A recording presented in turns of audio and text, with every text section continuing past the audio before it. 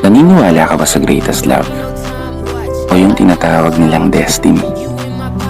Na one day, somehow, kapag kaloob ng langit, darating yung tamang tao na magmamahal sa'yo kahit maraming kahit.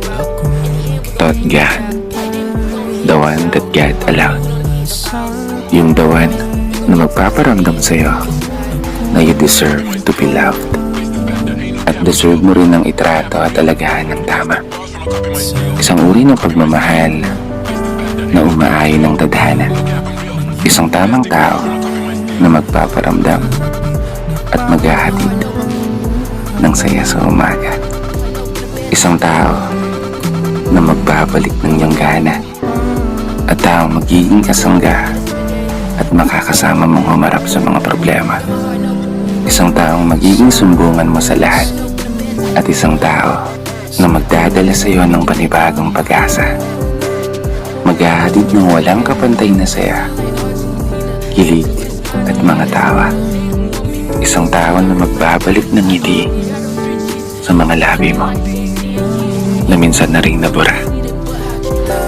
Isang taong mag-aalis ng lungkot na nagtatago sa puso na lagi mong daladala. Taong magpaparamdam sa iyo na sapat ka. Sapat na para mahalin ka ng tapat at totoo. Isang pagmamahal na pinapangarap mo. Isang tao na inilaan ng langit para mahalin ka nang hindi pinipilit. Kaya naman, kung hindi pa dumarating, huwag kang naiinip. Ang gawin mo sa ngayon, i-share mo na lang tong video na to at i-follow mo na rin ang aking Facebook page. Ganun lang magsingit.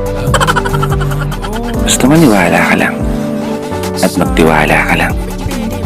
Darating din yung araw, makikilala mo rin yung tamang tao. Sa hindi man nating alam na sitwasyon, matatagpuan mo rin yan.